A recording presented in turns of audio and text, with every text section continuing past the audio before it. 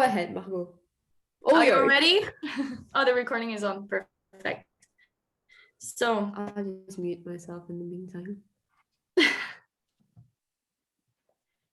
There you go. I'm just moving those things. Can you all see my screen? Is everything fine? Yes. Yes. Perfecto. So let's start with our dear integrals. First exercise.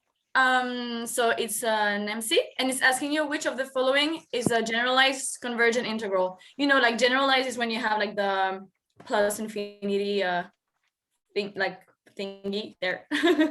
It's when it's not like bounded, when you don't have like a, b, but you have plus infinity. So which of the following is convergent? So basically when you will want to check if an integral is convergent, there's two main techniques that you're going to use.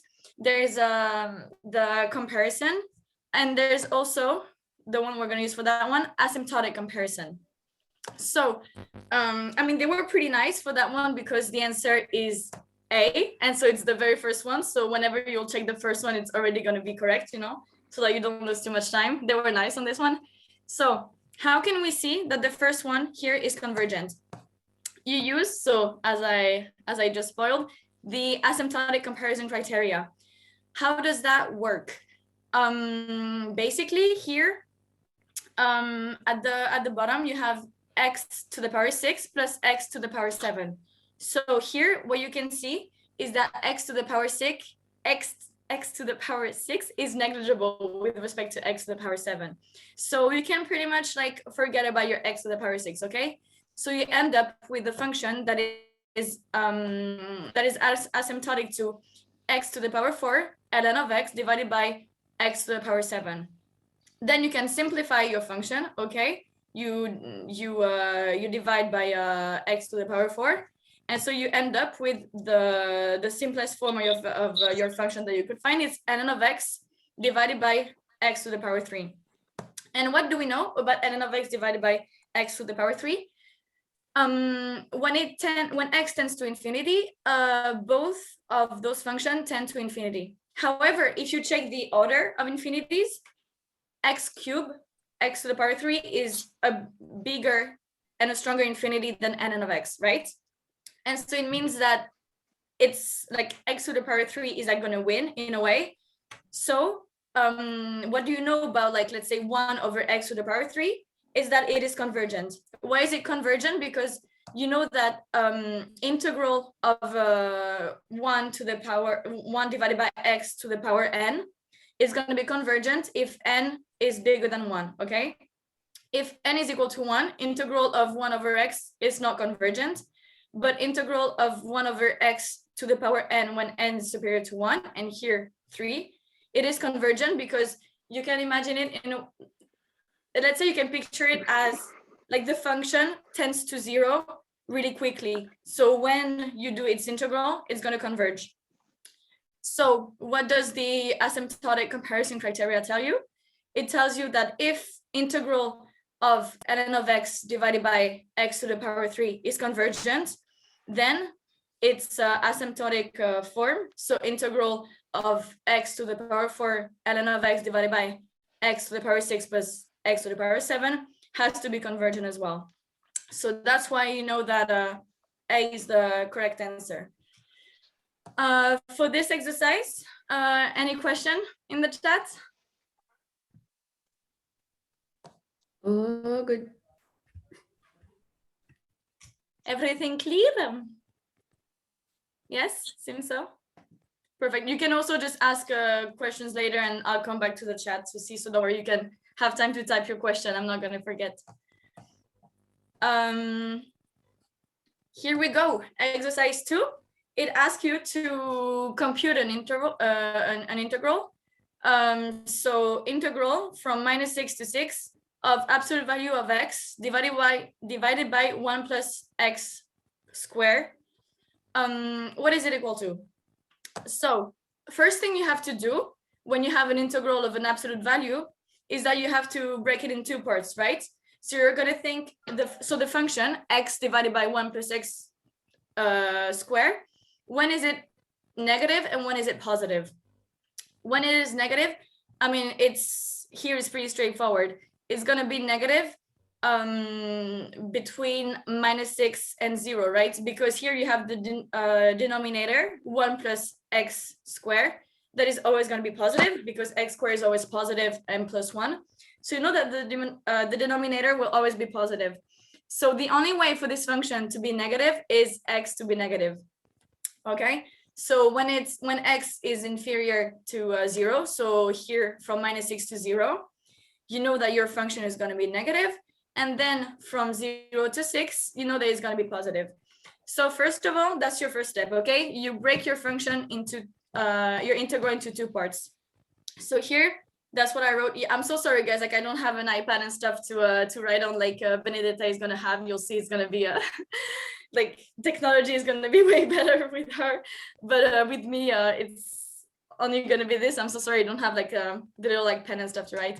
So here, that's exactly what I did. So you take your integral that you break into 2.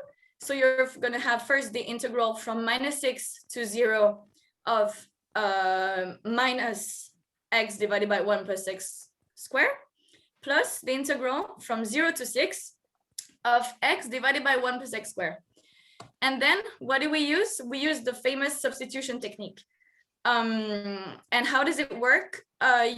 You're gonna substitute 1 plus x squared with u, and du divided by dx by 2x. Okay, so you just simply take the derivative of 1 plus x squared, right? So it's just going to be 2x. And then you just replace it within your integral. So you're going to have, first of all, the integral from -6 to 0 of -1/2 du divided by u, plus the integral from 0 to 6 of 1 divided by 2 du over u. Okay, great. And then, well, we use the famous first fundamental theorem. And how do we get the antiderivative here? It's just that we can quickly recognize the form. That's why we use this substitution, because you quickly recognize the form du over u. And you know that when you have du over u, it has to be the ln function, right? The antiderivative. There's some antiderivatives like that unfortunately you kind of just have to know by heart, you know. And that's why this substitution was particularly easy, because like directly the form du over u stands out, right? So you know it's going to be ln.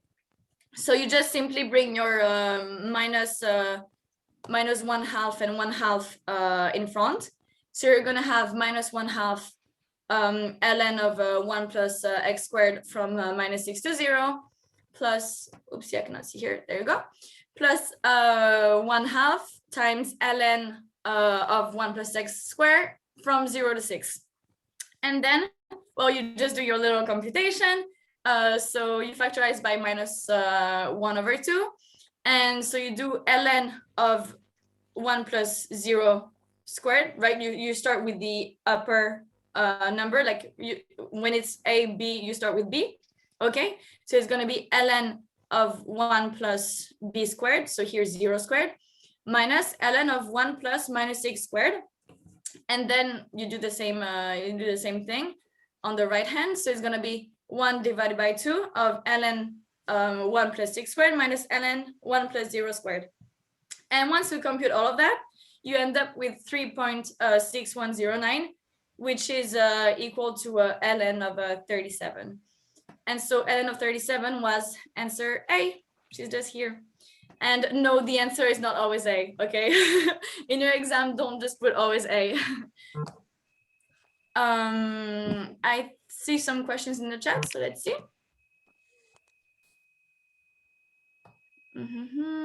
This session is recorded. Yes, it's gonna be on our YouTube channel.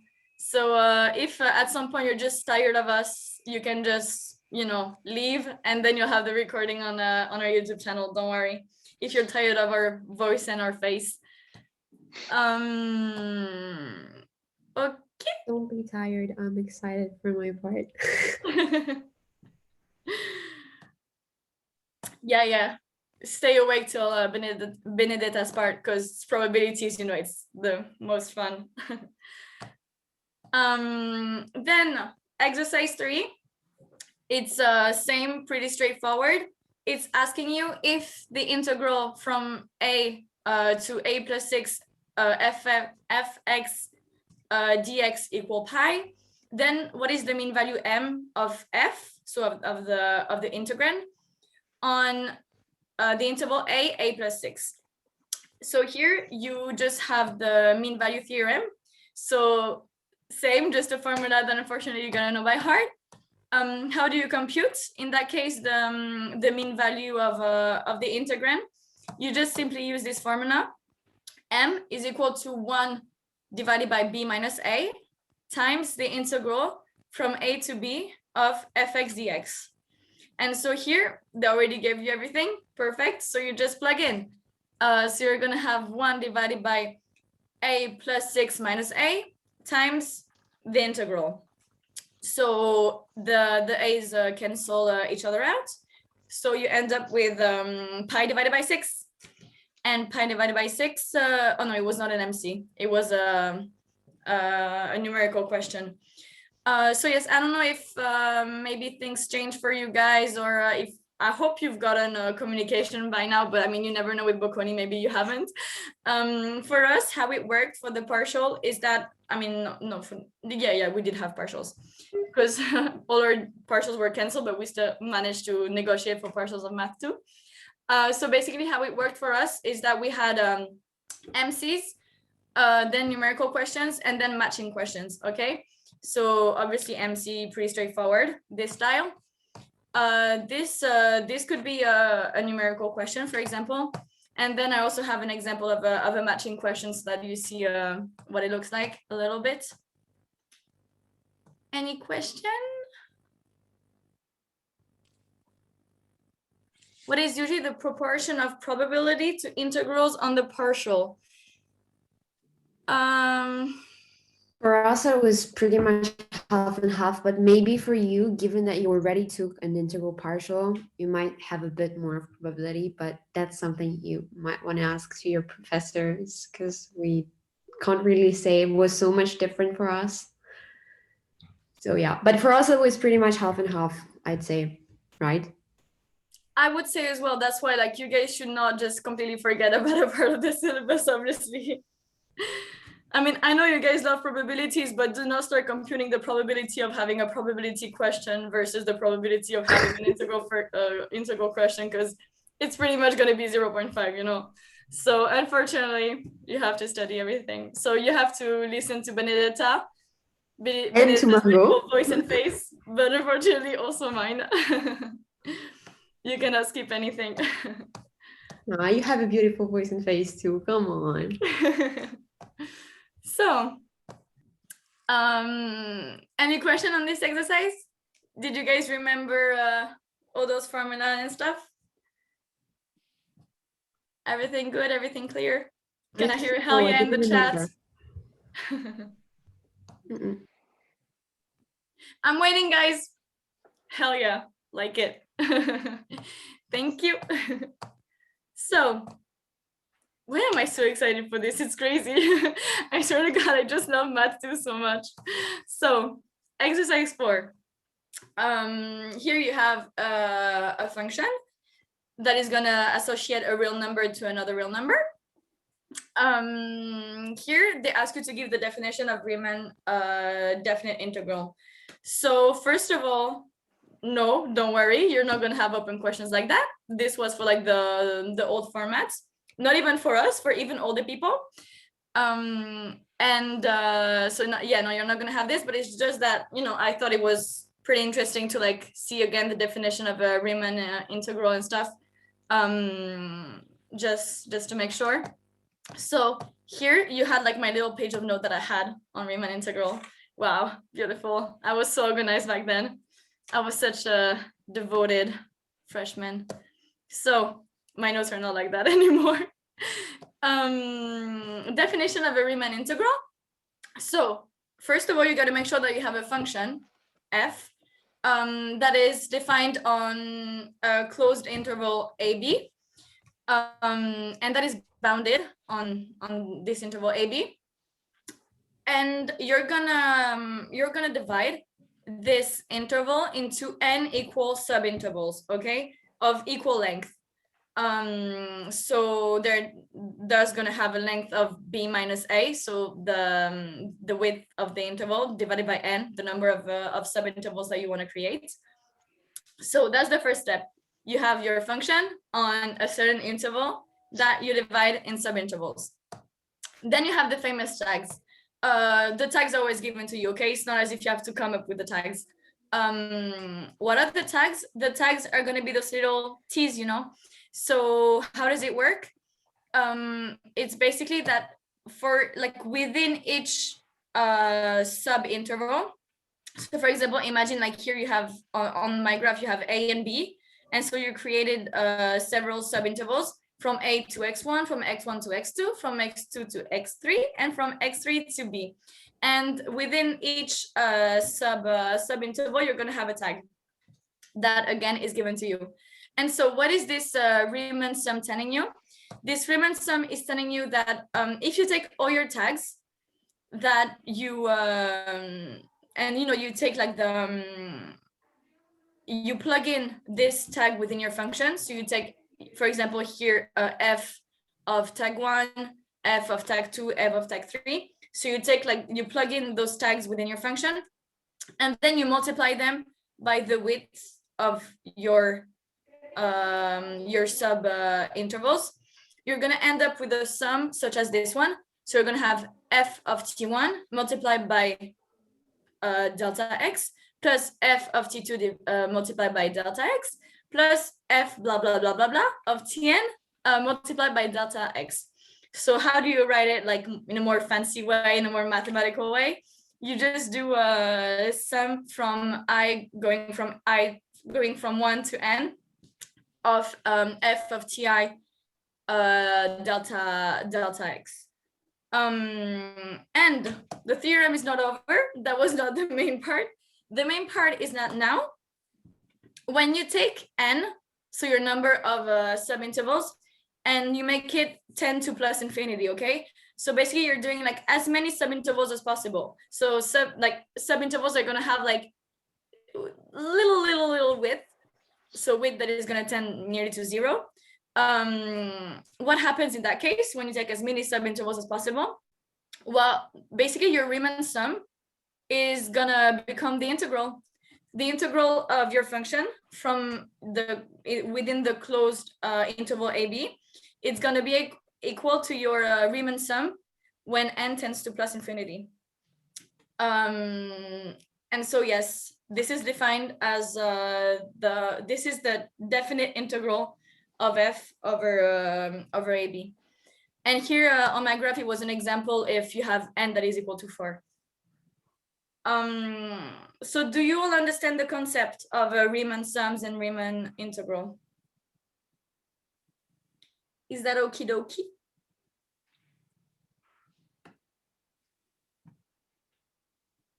Wow, you guys are quiet tonight. What happened? You had too much spritz before? Is that it? It's very okie dokie. Yes. So now they ask you for this exercise to also provide an example of a function that is Riemann integrable on the closed interval 0, 1. And then they're going to ask you an example of a function that is defined, but that is not Riemann integrable on 0, 1. So what did we see on our theorem? We saw that basically it had to be bounded. That is the big word that you got to remember. The function has to be bounded. So what is like the most typical example that you could give? It's like f of x equals x squared, okay? F of x equals s squared is continuous. And thus, if you take it on an interval 0, 1, it is bounded within 0, 1. So it's pretty easy to find an example that works. Now, an example that doesn't work might be a bit harder to find. What you do is that you take this fancy function that is 1 over x, but 0 when x is equal to 0. So here, what can you say about this function? It is defined for all x within the interval 0, 1, because even in 0, it is defined because it's equal to 0 when x equals 0. So that is correct. It is defined, but it is not bounded on 0, 1, because if you remember the shape of the inverse function, it is indeed not bounded. So this one you cannot obviously do a Riemann integral on it. It would not work to do the sum. I mean, especially for like the tag and stuff, you just could not find it. So this doesn't work. So again, remember, most important keyword here is bounded. It's got to be bounded. Is that okay?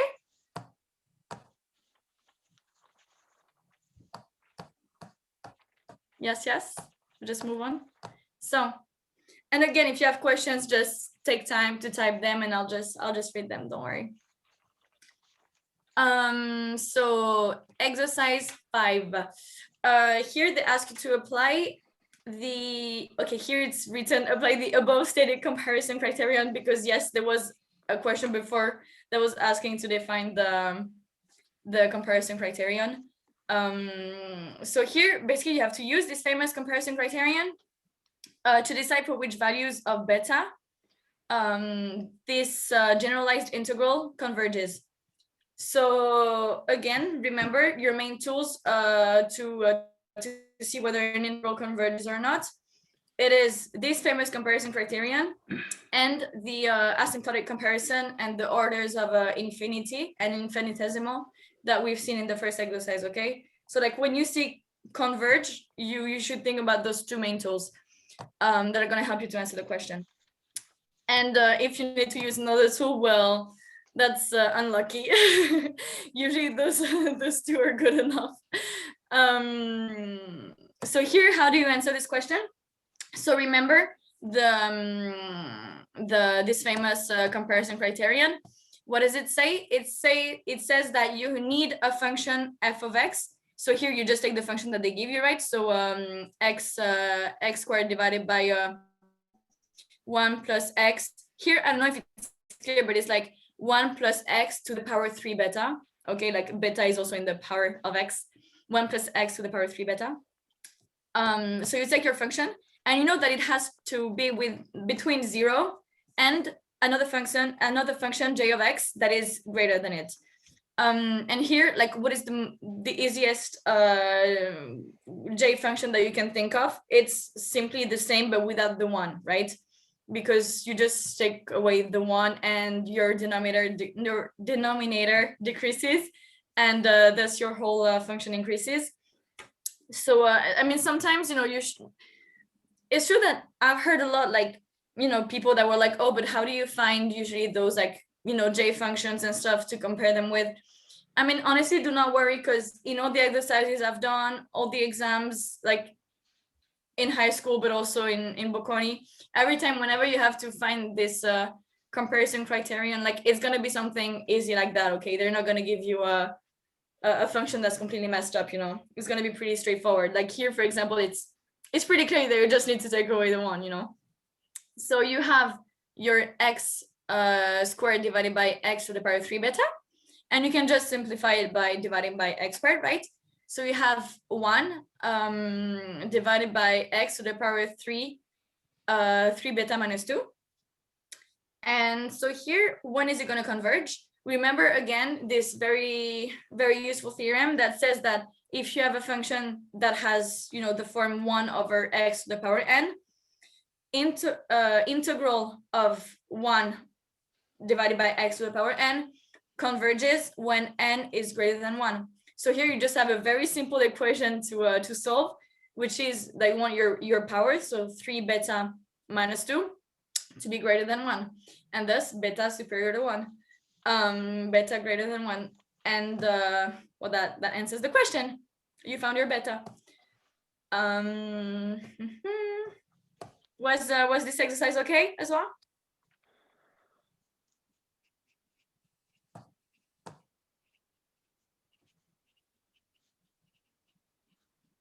Yes, thank you. No, we're actually moving on pretty fast. Exercise 6, and there's just exercise 7, and we're already gonna say goodbye. So don't be sad, don't worry. Exercise 6. So this is an example of a matching question. So you just have sub questions. I, and you need to find the matching answer. Here is literally like super easy. It's just, we're gonna go very quickly. It was just to kind of like show you the format, you know. So here you just have a function f of x, and its integral function, f of x is equal also to the integral of 16 minus t squared divided by t to the power 3 plus 4 dt. And here they ask you to find, well, f of 1. I mean, you shouldn't like, you know, think a lot. It's pretty straightforward. It's just that you have the integral from 1 to 1. So integral of from a to b, where a equal b, integral from 1 to 1, it's simply going to be 0, because remember that what are integrals at the end of the day? It's an area between the x-axis and the function. So if a equal b, the area is going to be equal to 0. So f for I, it's 0, so it's d. And then they ask you, so here you have the solutions. For it's 0, so it's d. Then for I, they ask you to find f of 0. So same here, like super stupid, you just plug in 0 instead of t, so it's going to be 16 divided by 4, so it's just 4, so it's f. For I, they ask you for limits. So what is going to be the limit of big F of x? I don't know how to distinguish like big F to F of x. I'm just going to say big F. So limit of big F of x when x tends to plus infinity. What is it gonna be?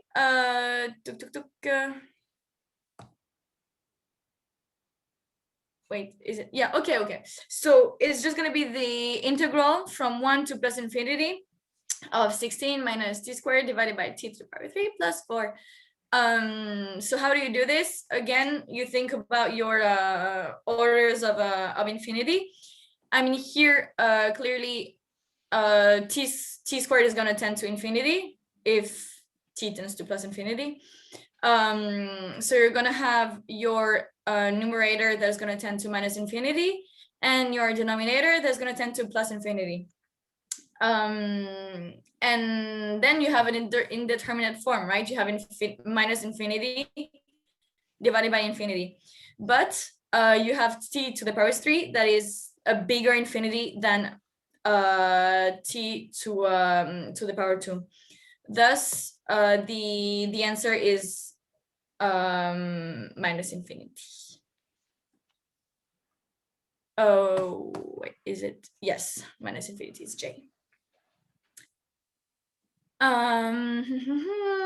Then what do we have?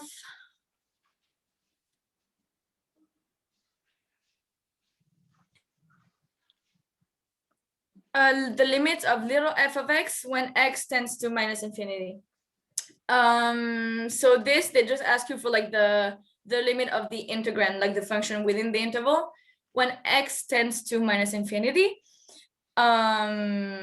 So that's same what we've just done. You still have your indeterminate form, minus infinity over infinity, but you have t to the power 3 that is bigger, so it's going to tend.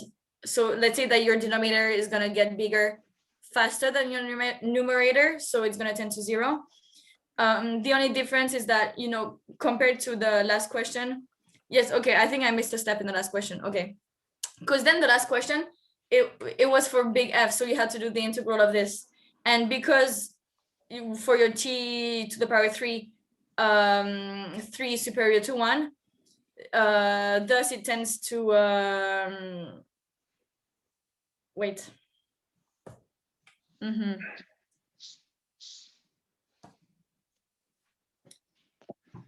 Let me think a bit. Minus infinity j, the limit of f of x when x tends to plus infinity.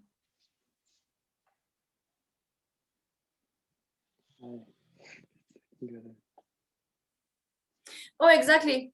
Exactly. Okay, so then you have your t squared divided by t to the power 3 that simplifies. The thing is, like, the fact that I cannot write is like so inconvenient. I hope that you guys can still like follow the train of thought. So you have t to the power 2 divided by t to the power 3 that is simply going to simplify in 1 over t, and you know that you have integral of 1 over t that does not tend to 0 fast enough, so it diverges, it does not converge. And you had your minus that you shouldn't forget, so it's minus infinity. Okay, that was the thing. Because the thing is, I just have the solution like this, but I didn't write like every single step. So that was like the step further for question I. But then for little 4, you simply stop at the step, like, you know, the denominator tends to infinity faster than the numerator, and thus it tends to 0. So here for question 4, it's still 0. In your exam, for the matching questions, this is not going to happen, okay? You're not going to have like twice the same answer, D. Here is just that it was a mock exam from our tutor, and she put twice the same answer. But for your partial, you're not going to have this. No, I don't think we had it. For your partial, you're going to have like one question, one answer, but you're not going to have the same answer twice. But here ended up being 0 twice. So yes, I hope that was not too confusing, because I even confused myself. So is that okay? Because if I confused myself, I bet that I confused you, which is not what I wanted to do, sorry. Did you guys understand in the end?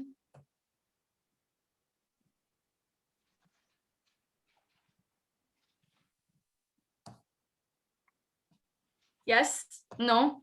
Are you guys already sleeping? Could I repeat 3? Of course. So here we go again. So for question 3, they ask you for the limits when x tends to plus infinity of the integral of this function, which is where I messed up first in my explanation. So what you're gonna do is that you have your 16 and your 4 that are negligible, right? So you just think about your minus t to the power 2 that is gonna tend to minus infinity, and your t to the power 3 that is gonna tend to plus infinity. And then what do? You simply simplify by t to the power 2. So you end up with, like, basically this is the very same thing that we saw for the first exercise. It is an asymptotic comparison criteria, but basically with let me find the side again.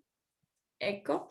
But basically with you can compare it to integral of minus 1 over x, basically, because your 16 and your 4, you just said that they're negligible, and then you simplify your minus t squared divided by t to the power 3.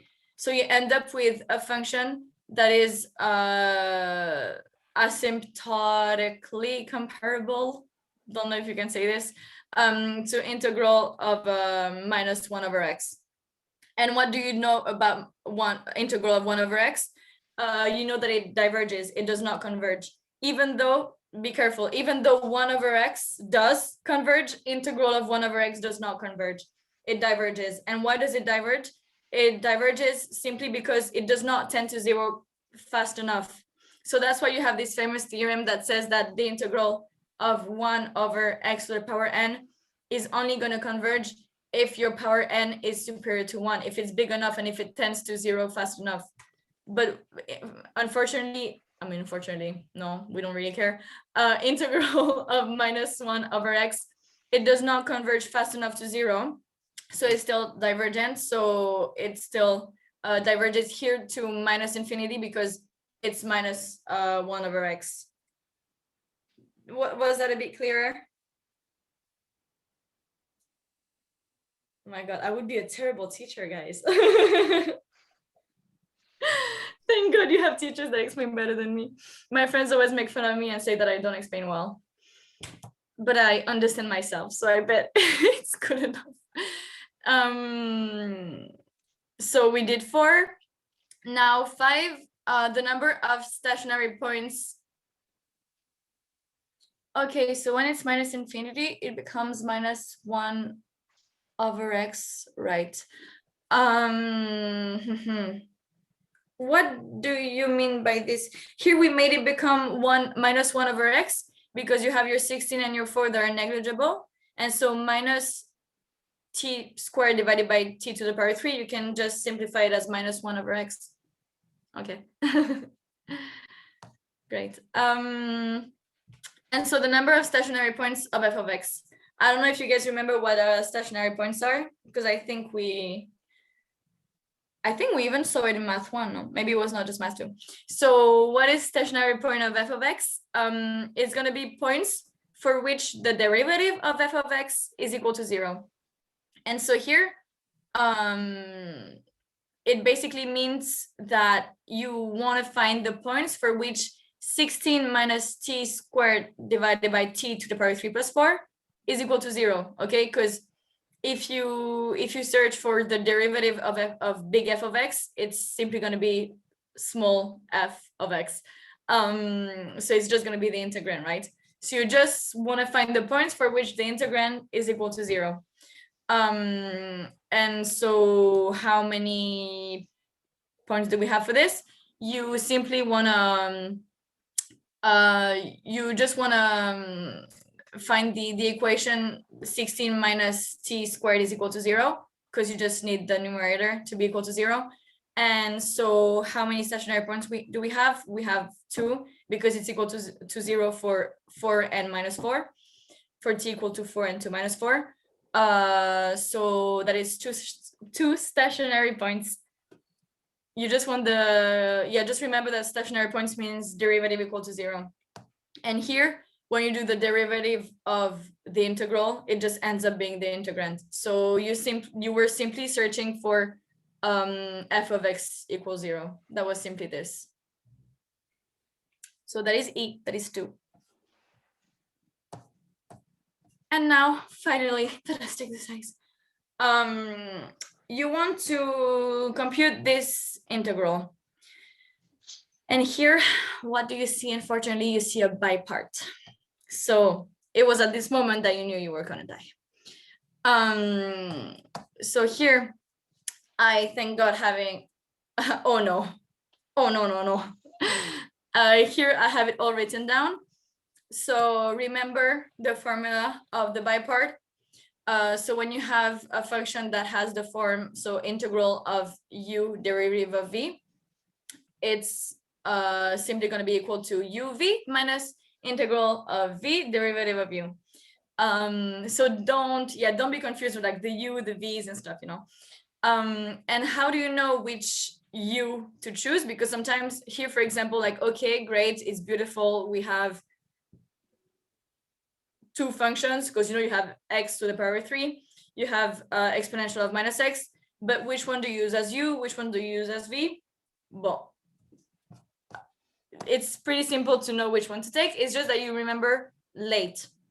So you first take log, then arithmetic. So arithmetic is going to be like x to the power n, all those functions.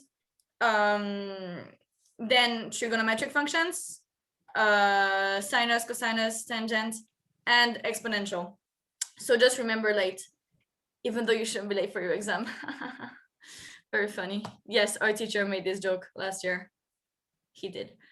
So, and I did it as well. Oopsie. So integral of x to the power 3 exponential minus x. I love you as well, Benedetta. D of x. So here you finally have your u and your v, because you use this late thingy, and so you know that here you have an exponential and an arithmetic. So arithmetic is the priority. So your arithmetic, which here is x to the power 3, is going to be your u, and what you're going to consider your v is going to be your derivative of v, your dv, is going to be exponential. So here you can just use this formula. So it's gonna become u, so x to the power 3, times v. So here, if exponential of minus x is your dv, what is your v? Your v is simply minus exponential of minus x. Plus, now the integral of your v, so your v is minus exponential of minus x. So that's why here they changed the minus integral to plus integral. It's just that they put the minus sign before. So that is your v, and then your derivative of u, derivative of x to the power 3, it's simply 3x to the power 2. But here, unfortunately, what do you see? You see that you have a second by part to do again, and again. So you just take your first term, so minus x to the power 3 e to the power minus x. This, you just keep it, and you do your by part again for the integral. Here again, late. So what is going to be your u? Your u is going to be 3x to the power 2. So you take your u, 3x to the power 2, and dv, again, if dv is e to the power minus x, what is going to be your v? Your v is going to be minus e to the power minus x. So you put a minus sign, plus integral of v. Oh my God, there's just so many u's and v's. So you take your v minus e to the power minus x. So again, they just put the minus before in front of the integral. And then derivative of u, so derivative of 3x to the power 2, which is just 3x. But here again, what do you have? You have a third by part. It never ends. It never ends. So don't worry, it's literally ending two lines later. So you just keep your first two terms. I mean, your first three terms, and you take your, here they just factorize everything by minus e to the power minus x simply, and you take your new by part. This time 6x is your u, and e to the power minus x is your dv, because again, arithmetic functions have the priority. And it's gonna end up being so u, so 6x v minus e to the power minus x, plus the integral of v. So here your v is again minus e to the power minus x. That's why it's a plus sign in front of the integral. Honestly, whenever you can like put things in front of the integral, like for example, if you have for example, in an exercise before we had like times 1/2, and I just directly put the 1/2 before the integral, so that you know you have like the simplest integral possible. That's why here like the minus, they always put it before, like just, you know, try to have this this habit, because it's just going to make your life easier and like less computation mistakes. So now you're pretty much done, because I mean now the integral of 6 e to the power minus x, you can easily compute it.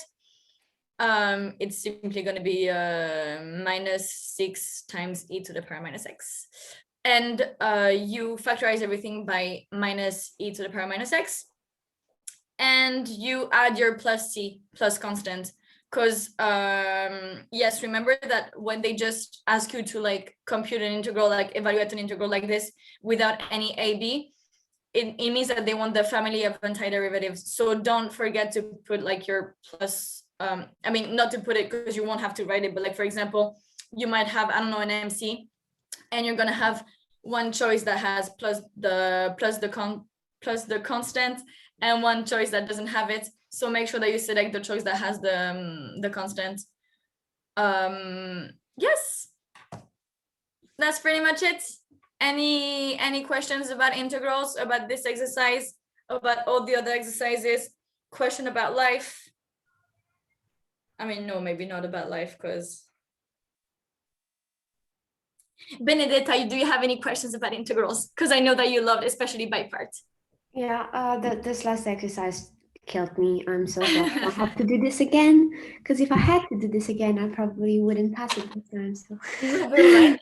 I mean, I find it kind of crazy because, I mean, especially by part, like at some point you have to do computation mistake, you know, like how can you yeah, just have it correct all throughout? Like, honestly, I still don't know how I did that exam beautifully. I still it don't was know. I don't know. it was Gus, bro. Do you remember? Do you remember the curve, the magical curve that we had in math too? I It was like, remember them making a mistake in the correction, which was what made me triumph.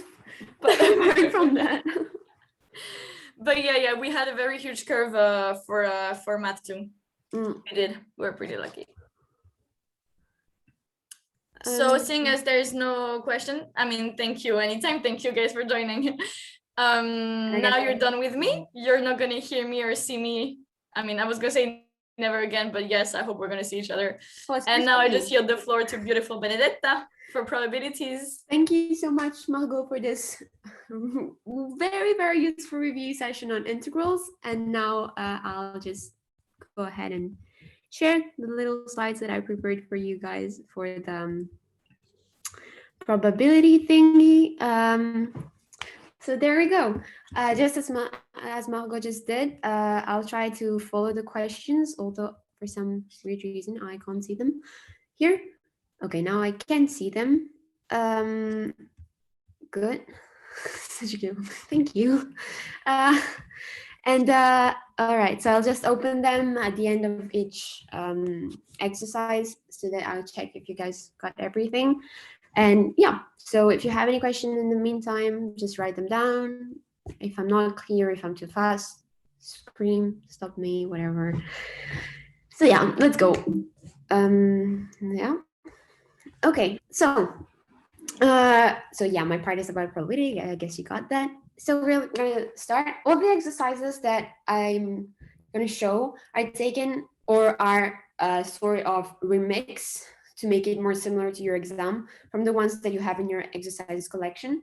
So we'll start with a true and false, which asks if omega is infinite, then an algebra f over omega would be infinite. That is, it would contain infinitely many subset of omega. So how to approach the problem? First of all, you look at it and it sounds like something that if it was true, they would have told you. And didn't tell you because it's not a property, it's not something that you've seen anywhere. So that already should be suspicious to you. And it would take so much time for you to prove that it's actually true. So you already kind of know by intuition that it could be false. So now you just have to prove that it's false. And how do you prove that it's false? You find a counterexample. And to find a good counterexample, you have to use super simple things that are not going to confuse you, because if they confuse you, then there's no way people will understand what you meant. So here what we can use is we take omega as a set of natural numbers, and so it's just 1, 2, 3, 4, 5, 6 from 0 to plus infinite, but only natural numbers. Then on this set, we're just going to define two subsets, which are E, the set of even numbers, and O, the set of odd numbers. So once you have that, you have two sets that cover the whole omega, and the algebra containing this set is the minimum algebra, so the antiset and omega, and simply O and E, which is finite. You don't have infinitely many subsets in it. So you only have 4. So the answer is false. All good? Seems all good. Cool. Then next one, let A and B be two events such that probability of A equals 0.6 and probability of B equals 0.7. So true or false? A and B are disjoint, mutually exclusive. So if they were mutually exclusive, it would mean that the intersection is the empty set, meaning that one happens and the other one doesn't happen. So they never happen at the same time. So we know that if this is true, so if A intersection B is the empty set, it means that the union of A and B is just probability of A plus probability of B. So we're going to check that. The thing is, if you sum them up, it's 1.3, which is not possible because we all know, because of one of the axioms of probability, that it cannot be greater than 1. So A and B cannot be disjoint, and so it's false. Then, true or false? The probability of A intersection B is greater or equal 0.3. Again, we start from what we know, and we know that this must be true. So we know that the union has to be lower or equal to 1. And we know that union is probability of A plus probability of B minus probability of A intersection. It should be intersection here. Sorry, it didn't change. I'll just change it myself. Yeah, intersection. All right. So yeah, so we just replace with the values we know. So we know this one because it was up here, and with this one too because it was up here again, and it's lower or equal 1. And then we just solve it, and we get that 0.3 is lower or equal to the intersection probability of the intersection of A and B. And so this one is true. Pretty straightforward. The important thing is you start from what you know, and then you go ahead. Is it clear? I guess so. Cool. All right, so this one is with a table. You will most probably have tables in whatever you do. Oh, clear. Perfect. Thanks, guys. So here, the two questions A and B are approximately the same question. So I'll just go over A, and then if you guys are okay with it, you'll try to do B. And if you shouldn't have any problems because it's really, I mean, it's pretty straightforward, but if you do have problems, then we go over it again together. So we're asked to find the conditional probability that a person at 40 years old will be alive in 20 years. So we're looking for the probability of somebody being alive at 16, knowing that they were alive at 40. So that's the probability of alive at 60, knowing that they were alive at 40. And here, we're using this conditional probability. So probability of event 1 intersection E2 over probability of E2. The thing is that here, if you were alive at 60, then you were alive at 40. Like that must be, it has to be true, because if not, there's something wrong.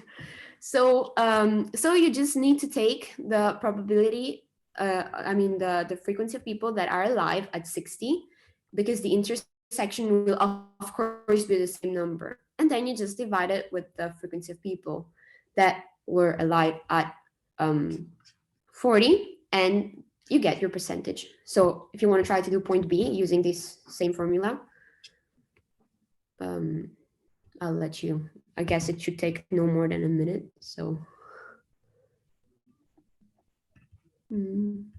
oh, well, oops.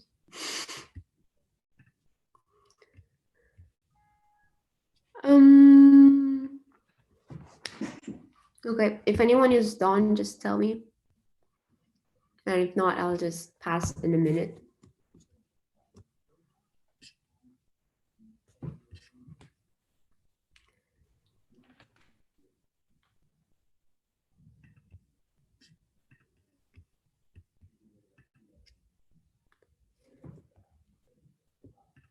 Okay, so here, exactly the same thing. You want the probability of people alive at 70, knowing that they were alive at 50.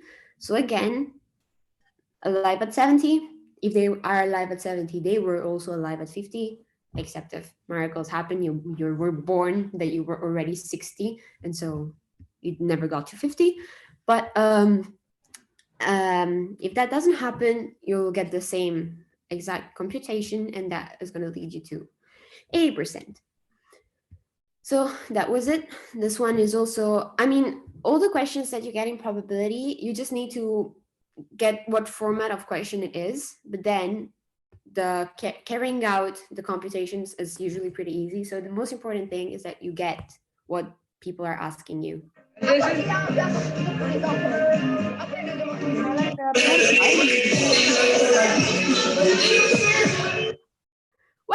that was cool. Love the party vibe. Thanks for reminding me of what I cannot do because of COVID. Anyways, I will move on now that I'm joyful again. So here's another question. So in a trial against the defendant, there are two pieces of evidence considered to be independent. So this is super important. The considered to be independent, like really considered to be independent. Whenever you see this, you already should have your mind set in an independent kind of thing setting. So hold on. The probability that the defendant is guilty is P1 equals 0.6 based on one piece of evidence that we'll call piece 1. And then there's another piece of evidence, and the probability that the defendant is guilty based on the second piece of evidence is 0.7. So what is the probability that the defendant will be found guilty because of both pieces of evidence? So we cannot really know that, but what we can know, it's the probability of him not being found guilty. And this probability is simply the moment where he's not guilty due to any piece of evidence. So none of the piece of evidence is going to find him guilty. So it's the probability of the defendant not being found guilty because of piece of evidence 1 is simply 1 minus P1, and the probability of the defendant not being found guilty because of piece of evidence 2 is simply 1 minus P2. Now, you can get the intersection of those two because the probability of him not being found guilty because of both pieces of evidence is simply the intersection. So we just compute 1 minus P1 and 1 minus P2, and we multiply them because we know that they are independent. So it's just gonna work the same. See, because we use that probability of A intersection B is equal to probability of A times probability of B knowing A. But given that they are independent, the fact that A happens has no influence on B happening. So the probability of B knowing A is simply the probability of B. So here we can simply multiply them. And you get 0.12.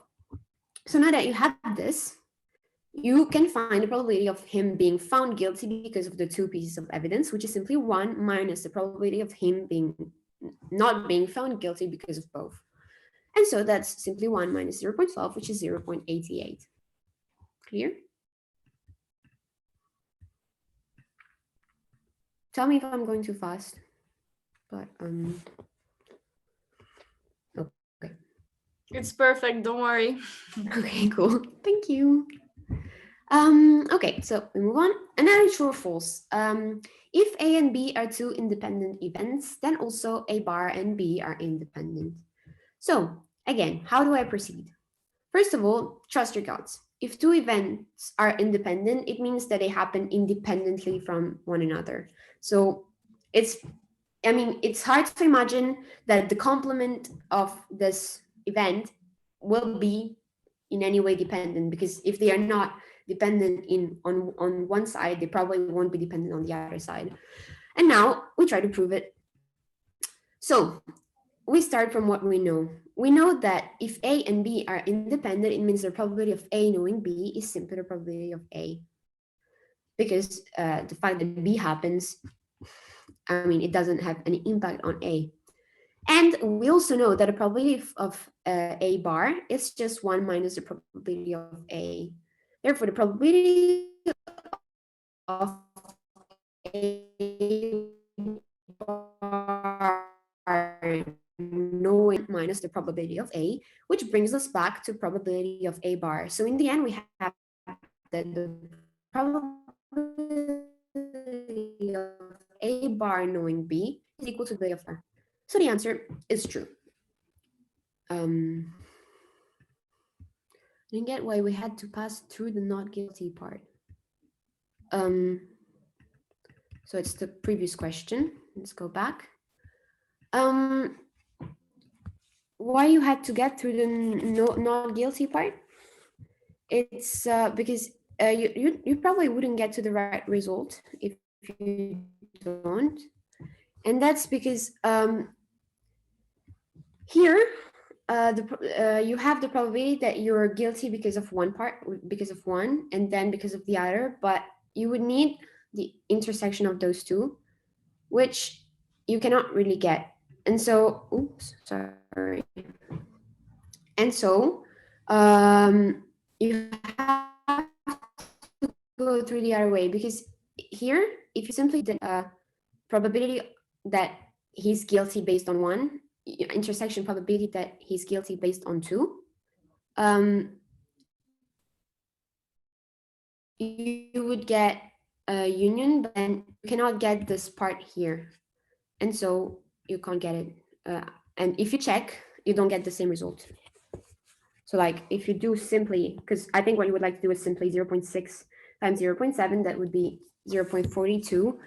And that's not the right answer. Okay, cool. Even I wasn't sure if I was clear, because my brain works faster than my words, and so I don't know how to put words on my thoughts. But okay, cool. If you got it, perfect. That's the most important.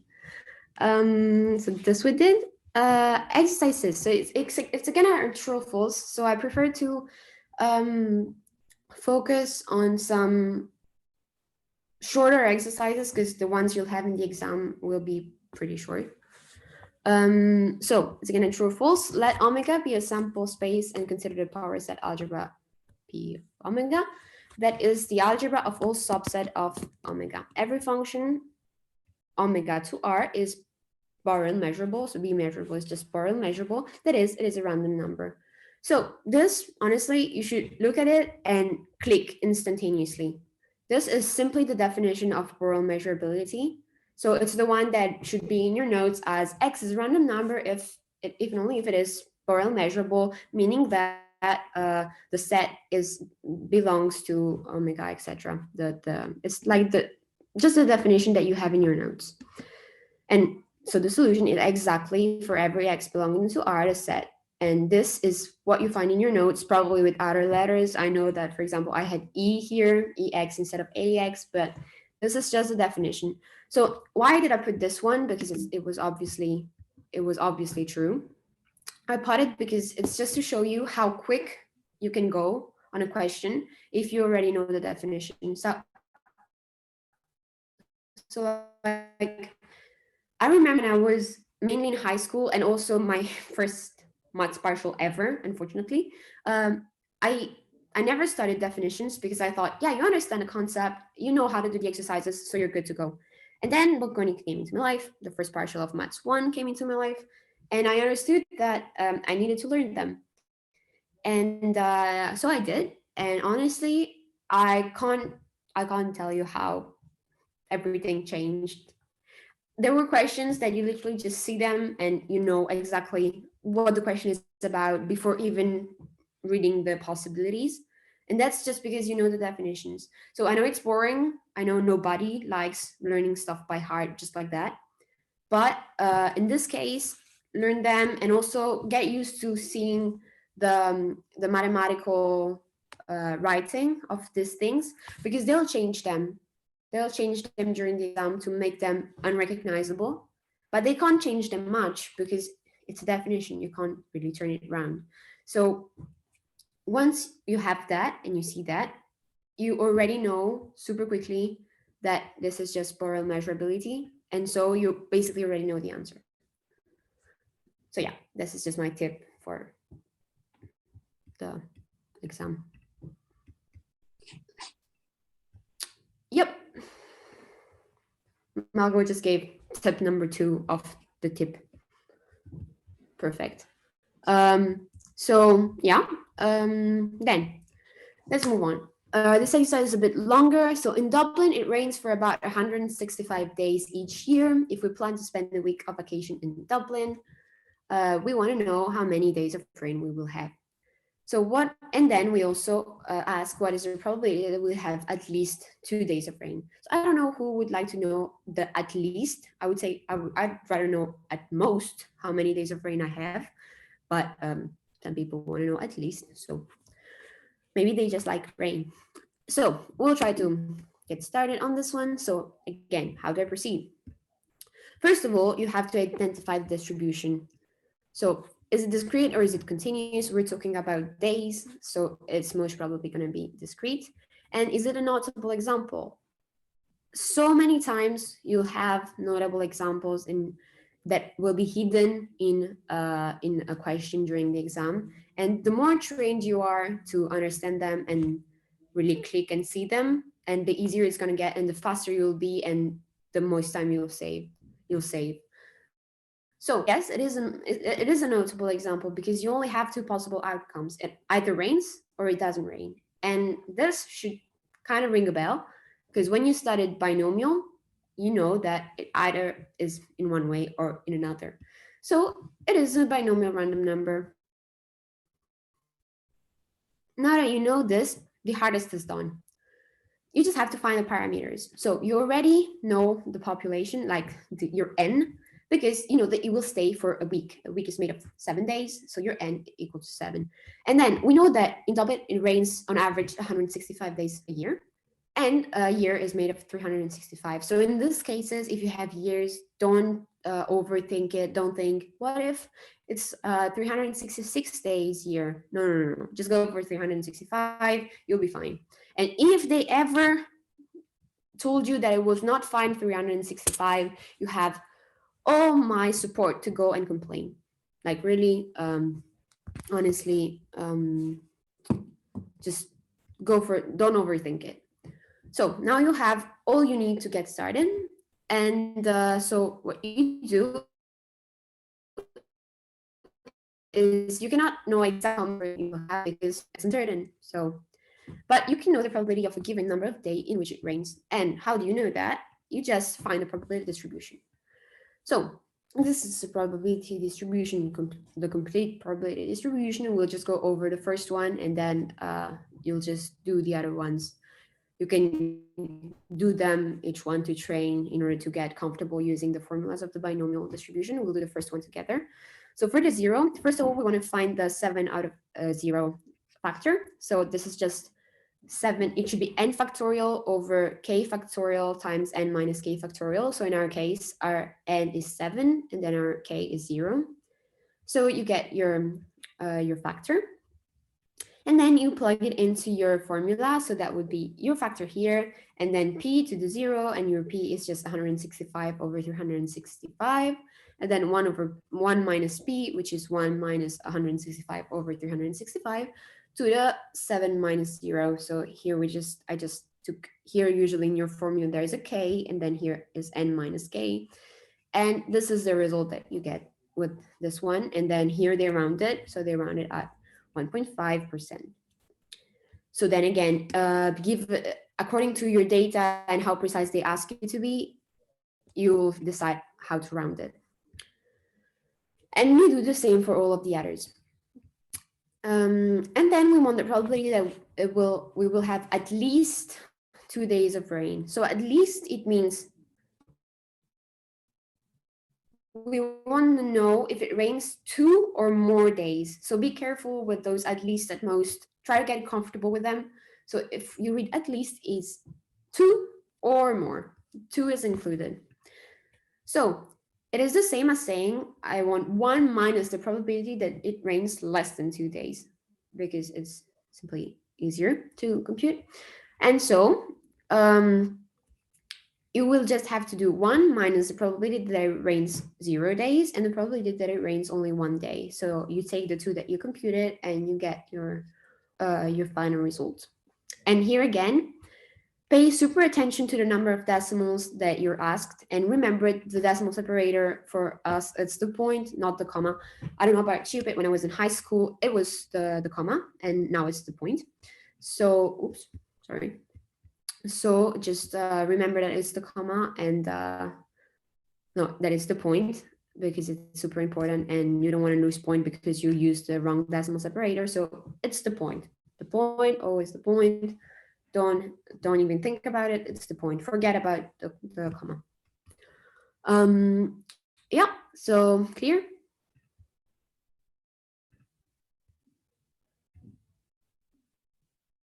Yep. I'm glad for you, Margot, is clear. I mean, you did pass Maths 1, Maths 2, so.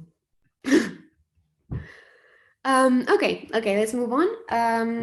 So let X be a discrete random number whose probability distribution is a random probability distribution, and we have a new variable, which is Y, which is equal to X squared.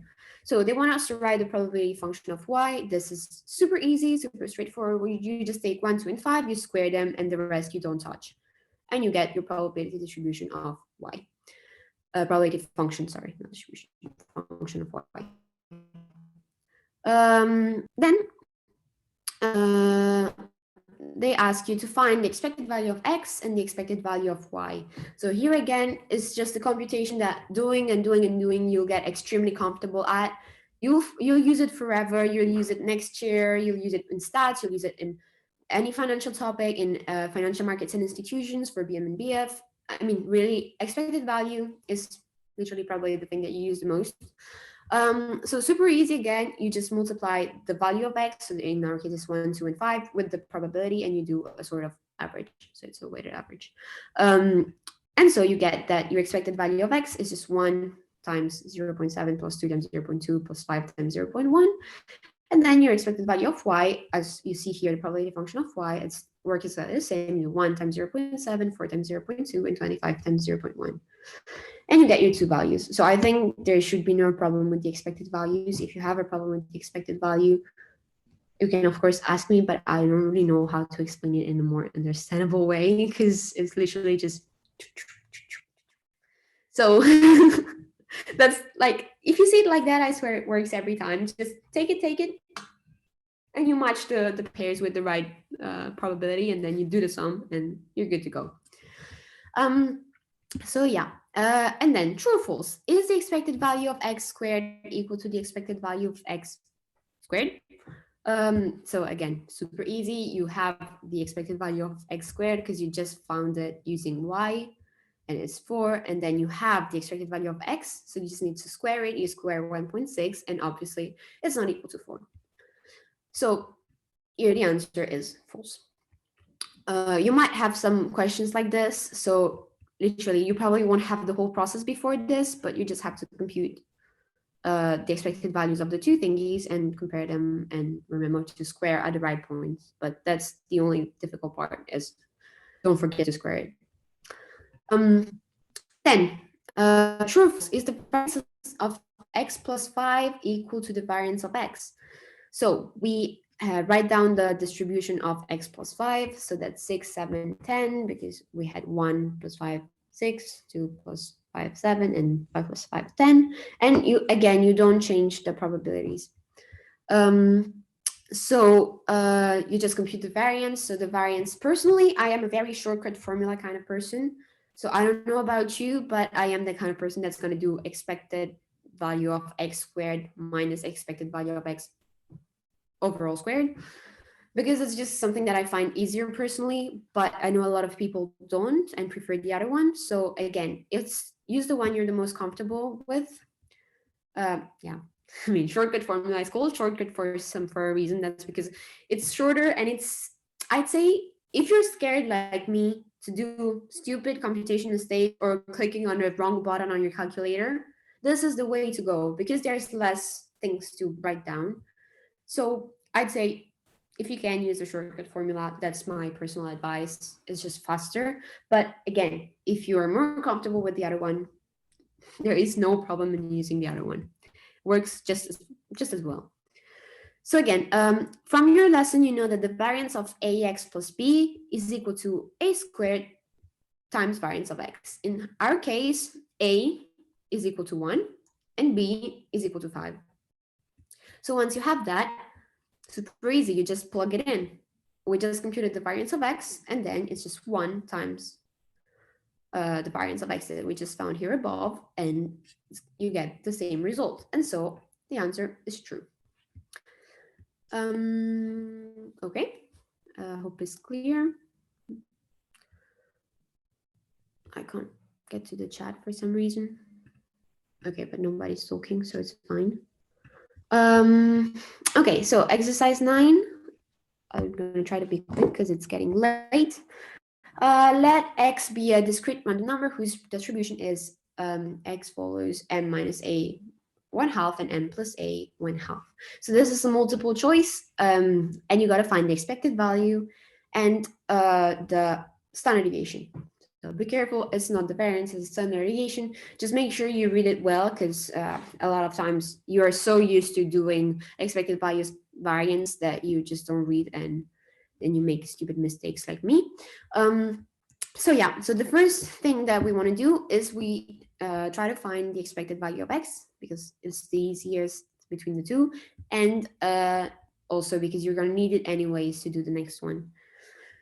So you just again do choo choo choo, my favorite thingy, and you get m. So simplifying, and then you want to find the variance, because then you'll just square root it. I don't know if you can say square root it, but anyways, you see what I mean. And so again, I use a shortcut formula.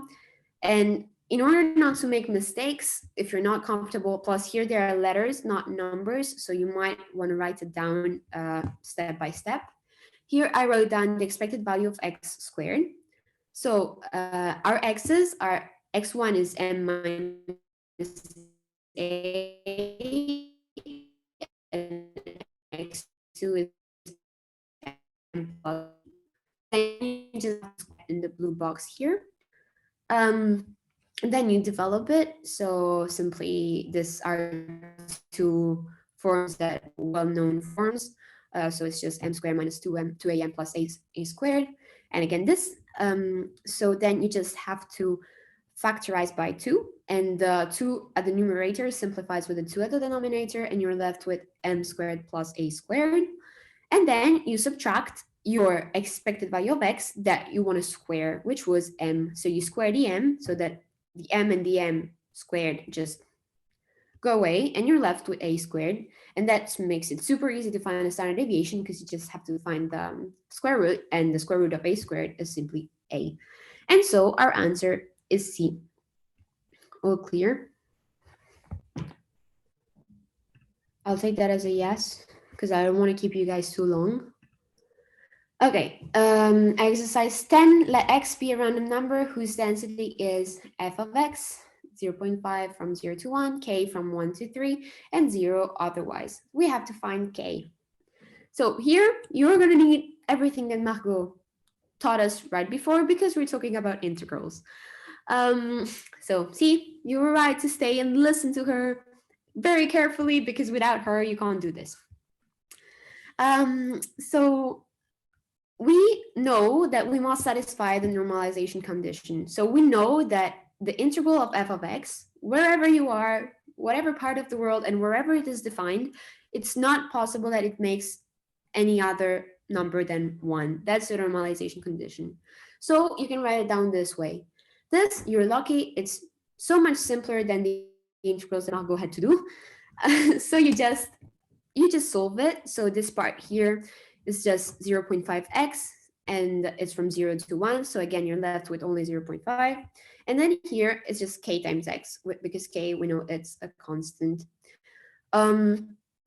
So from 1 to 3, so you do 3k minus 1k, you're just left with. Then once you have that, you solve it for k. So you have 0.5 plus 2k equals 1, and you are left with k equals 0.25. Oops. Okay, so that was it. There are other questions in this, but it was just to compute the expected value and stuff. So I think you've seen enough of expected values. So we'll just pass if it's clear. Anyways, the most important thing of this exercise is really the normalization condition. You'll probably have a moment where you have to find a constant or something that is unknown in here. Well, your best guess is start from the normalization condition, and from there you can go pretty much everywhere, because you can do an equation and then solve it for whatever is the unknown parameter that you're looking for. Okay, so this is it. And exercise 11. So we're considering the random vector z which is composed of two random numbers, x and y, with joint probability listed in the following double entry table. So we're asked to find the marginal probabilities. That's just very easy. It's just the sum of the joint probabilities. So you get them from the outside. Anyways, if you're ever in doubt, just check that the total at the end is 1 and you're most probably right at that point. So yeah, I don't think there's any question, but anyways, that, for example, I'll take just the first line, just do 0.2 then plus 0.2 plus 0, that's just 0.4, and the same everywhere.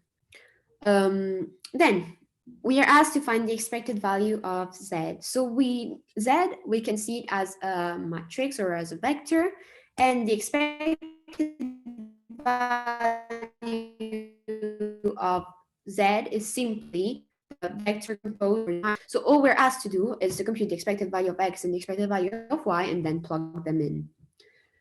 So for example, you might be asked this in a multiple choice. You're given a vector and you're asked for the expected value. They'll give you several thingies and you'll just have to find it. So in this case, expected value of x, you just take you take the x column with the probability, and as usual, you just do the choo-choo, choo-choo. So it's 0.0 times 0.4 and 1 time plus 1 times 0.6, and obviously the 0, ciao, and so you're left with 0.6. And then the same thing for y, and you just plug them in. Okay. And then, so yeah. So, and then we're asked to write the variance covariance matrix and then the linear correlation matrix. So this exercise literally shows you pretty much all the things that you can be asked with the random vectors, because they can't go into complicated stuff because they're not in the syllabus. So all the elements that you need to know are expected values, variances, covariances, and linear correlation. And then just remember the joint probabilities and the not joint probabilities and independence correlation, and you're good. So yeah, so how do we get the variance covariance matrix? You need the variance of x, the variance of y, and the covariance. So the variance of x, as usual, I do the shortcut formula. Don't hate me if you are the type of person that does the other one. I'm so sorry that I only use the shortcut one. I'm not even sure I know how to use the other one, not gonna lie. But yeah, so again, you just find the variance. So for the variance of x and the variance of y, you disregard the joint probabilities. You only need the marginal ones again. So here you do the expected value of x squared. So you square 0 and you square 1. In our case, doesn't change much. And then you do the same with the y, and you will have to subtract the expected value that we computed in the page right before squared, and you get your two variances. Then the covariance, again, sorry, I use a shortcut formula. I'm really sorry if there are some of you that really hate the shortcut formulas. You're probably hating me right now. But anyways, so what I do is I use the shortcut. So it's expected value of x times y minus expected value of x times expected value of y. And how does that work? So you simply get the two values. So I'm going to try to draw here. So you do this times this plus this again times this times this, and then plus this times this times this, and the same for the other lines of this times this times this, this times this times this, and this times this times this, and you sum them up and you get the expected value of x times y, and then you just multiply the two others that we found in the previous page and you get your covariance. So once you have that, you just have to build your matrix. So you just plug it in. You know that in the diagonal you have the variances, and in the diagonal that starts top left corner you have the variances, and then on the diagonal that starts bottom left corner and goes up you have the covariance.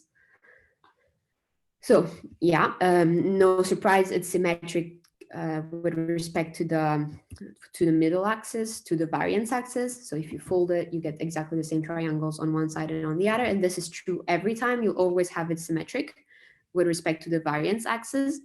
So if they ask you in a true or false, it's true, always symmetric. And then they ask you to do the linear correlation matrix. So here it is. And how do we find this little thingies? So the one, we use this formula here. So why do we have ones? Because the covariance between x and x is just the variance, but this sigma x times sigma x, which is the standard deviation squared, is just the variance too. So denominator and numerator just simplify and you get 1.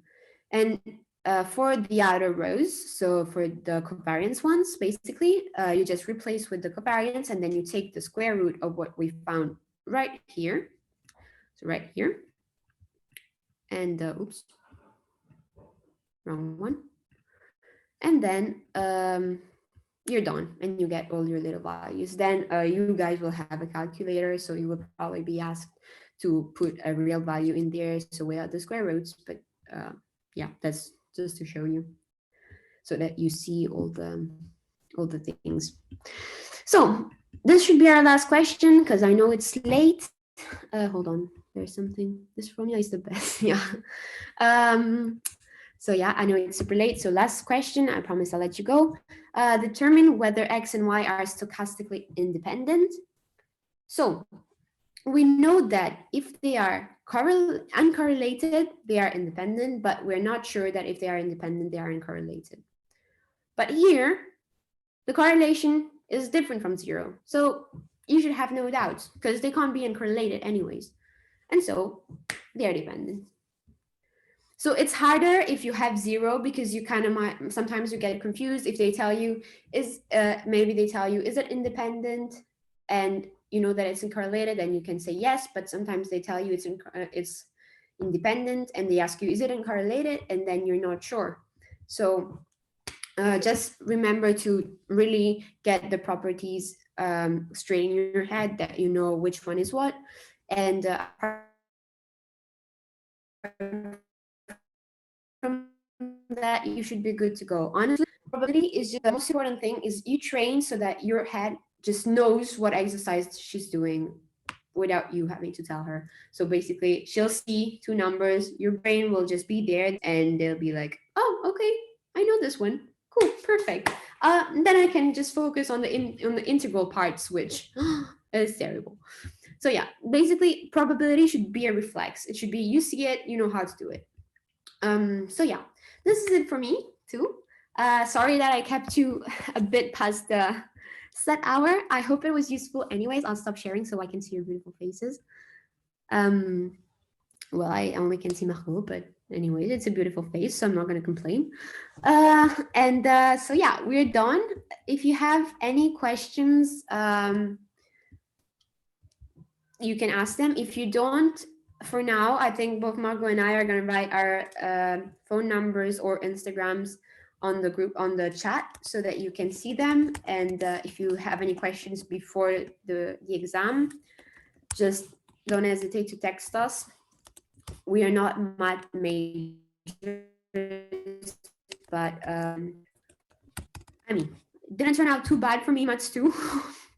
So we should be able to kind of help you. So if you need us, just save these numbers and these Instagrams, text us.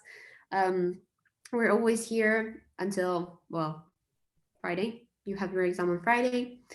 Yeah. So best of luck. Thank you for joining. And yeah, again, if you need us, we'll stay until everybody has left so that you don't lose the numbers in the chat. And thanks a lot for joining and good luck. Yeah, and if you're desperate and you want to have a call, a motivational call, you can also call us. We've been there, done that, so don't hesitate. Been there, done that, like the song. But yeah, congrats and thank you to everyone that has stayed till this point. I see we have like just a handful of survivors, so you guys are the elite. Thank you. Okay.